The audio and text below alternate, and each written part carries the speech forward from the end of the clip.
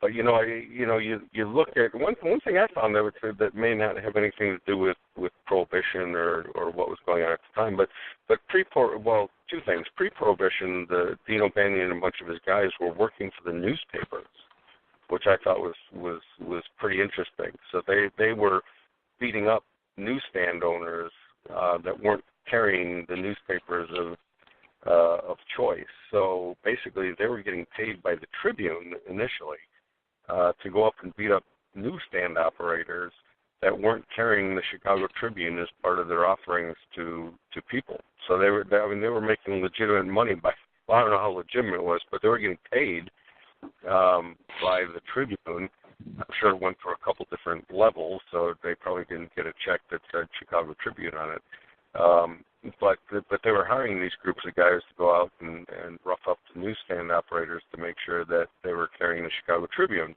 And then they had gotten a competing offer from the Chicago Examiner, which was actually a competitor of the Tribune at the time, and we're talking like early 1900s.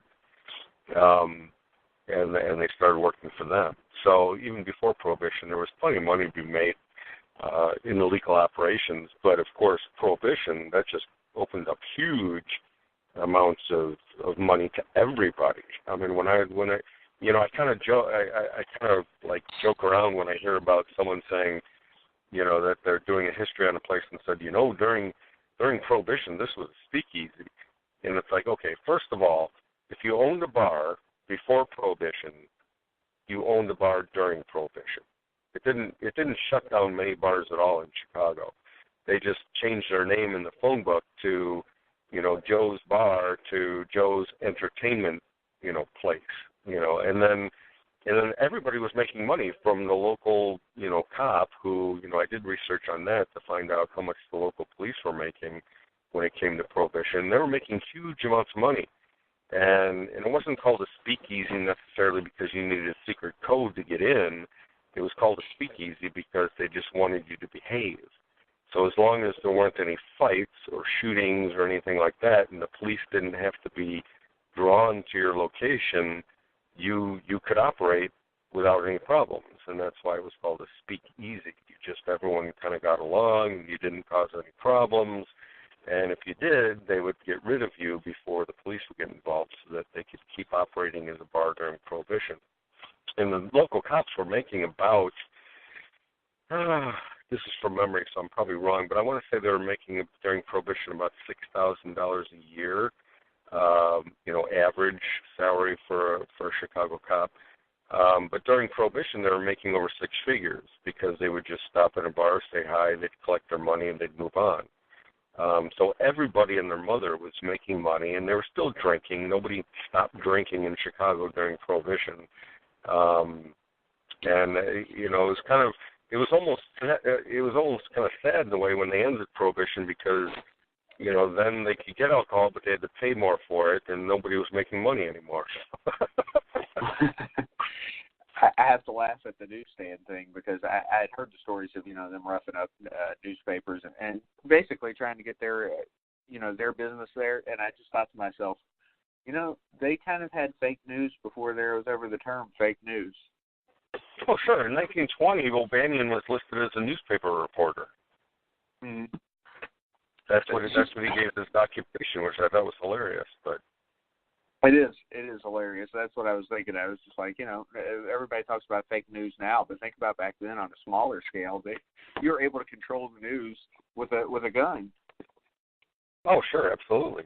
And control governments and everything else. I mean, Cicero pretty much belonged to Capone during the 20s, at least the mid-20s.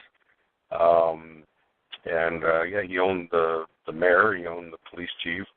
But, the funny thing is I grew up in Cicero, so even when I was in high school, which was, well, I'd like to think it was a long time after Capone was there, but you couldn't say a bad word about Capone in Cicero because that's where he chose to live. So Cicero, while the government was in his back pocket, he really took care of the residents of Cicero during He ran all the soup kitchens. He paid for all the soup kitchens. He paid for most of the gold altar material for most of the Catholic churches in town. People who lived in Cicero loved Capone because basically the rule was you didn't crap where you live. You didn't crap where you eat, and so Cicero was actually. I hate to say it, but it was in kind of a good position when Capone was living there. But yeah, absolutely. Hey, with the whole North Side, South Side thing, I mean, I always felt like kind of the turning point while O'Banion was around was the murder of John Duffy. Where he tried to frame Torrio and Capone for the murder of. That was kind of funny. Kind of a hanger-on. No, that was funny. With Duffy, I think it was just a matter of even the mob doesn't like attention being brought to what they're doing. They don't like to make the papers. They don't like the publicity necessarily. That it's much better for them to be living behind the scenes. But with Duffy, he ended up killing his wife, and and the mob doesn't necessarily. I mean, it's kind of what happened with the Spilotro brothers. Much later on, is that sometimes these guys get too out of control even for the mob. It's sort of like some people are just too crazy or too irresponsible, to even cover for it. It's not worth it. It's not worth their time. So with Duffy, after John Duffy had killed his wife, and I believe it was some kind of a drunken thing, but who really knows for sure. He was looking for help, and O'Banion needed to get rid of him, and he got rid of him, but in a way that would kind of frame the Southsiders as being responsible, which of course they didn't take too kindly to, but and basically took this guy out and brought him to the Four Deuces, which was a Capone run, Torrio Capone, run operation. And so that, people saw Duffy at the club, and that was the reason to bring him there, is that, people would say, hey, we saw him at Capone's place, right before he was killed. O'Banion, there was no love lost between O'Banion and the South Side. It was just kind of a truce, like I said. But O'Banion tended to test the waters and kind of push the boundaries as much as he could, and eventually, he pushed it too far, and the Jennas got a little, ticked off about it. But yeah, he was trying to push as much as he could to get, more into the money making in Cicero, and there was a lot of money being made in Cicero in gambling and prostitution. And stuff like that, even though I guess O'Banion wasn't a big fan of prostitution, so I guess that was, from I can't really say that, there's a lot of morality involved in gangsters, but that was like his thing. He wasn't into prostitution, so he didn't like it. That would be a neat actual project to find out why he didn't like it. Was there something in his childhood or family life that would make him, so much against prostitution, but that wasn't his thing.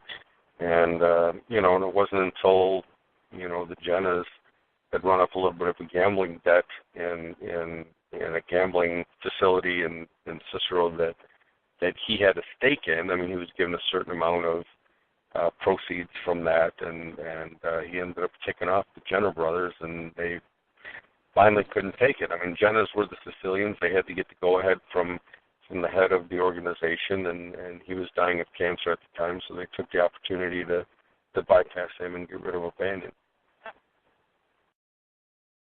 You make an interesting point about some of the things that happened there with O'Banion and some of the other things with the prostitution, because, okay, I mean, I want to guess that it's a Catholic thing, but I've never understood why, like that's the line for them. Maybe, maybe. Yeah, murder and pillaging is okay. Treated women poorly in the game, like I'm just trying to figure out some sort of like connection, And like I said, that'd be an interesting thing to look at. I know the mob was, no matter what part of the mob you're looking at, and it's kind of like even with modern day prisons, the code is kind of like you don't mess with kids, so the mob wasn't into killing kids or but some of these prostitution rings, and this might have something to do with it, is that a lot of these prostitution rings might bring underage girls into the mix. And for the most part, when it came to kids,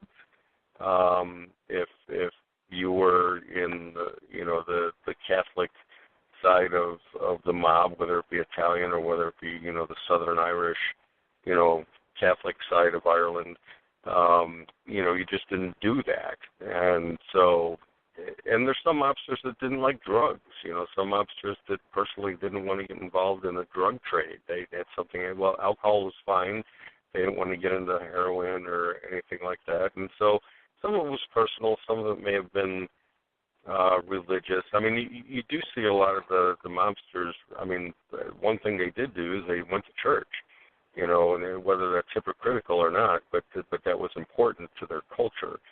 So I could see, and there were some big ties to priests in the mob, and I mean, the Vatican had a mobster priest that was in charge of their money, who was mixed in with the Cicero mob, who was in charge of the Vatican treasury. So there was always I guess, kind of a mutual respect in a way that a lot of these kids, when they were growing up, they went to church, and they became friends with priests, and the priests became friends with them, and it was part of their kind of family upbringing. So if the priest would say, you never want to mistreat a woman, and the kid, who in this case was Dino Banyan, may have heard this from one of the priests that he grew up with, maybe just took it to heart, and that's kind of where he drew the line. And each one of them drew their line in a different place. Yeah, I mean, everybody had their own kind of line there. Hey, so earlier you brought up the O'Banion and the Tommy gun. It's interesting that he's associated with it, and yet you never got to use it, isn't it? Yeah. Bummer, huh? Yeah. Yeah, it was one of his partners, actually, or one of his cohorts that, had a place out in Colorado, and he went to visit him, and that's where he, and one of his cohorts had a contact with the U.S. military, and that's how they ended up getting their hands on the Thompson submachine gun, because it was the military weapon. And it's kind of funny that Dino Banyan was credited as having brought it into Chicago. Of course, he never used it, and it wasn't used on him. Later on, I think it was in 1925, if I'm not mistaken, when the first Tommy gun, or whatever, the first Tommy gun murder in Chicago was considered the first. But then in the St. Valentine's Day Massacre, they used two of them.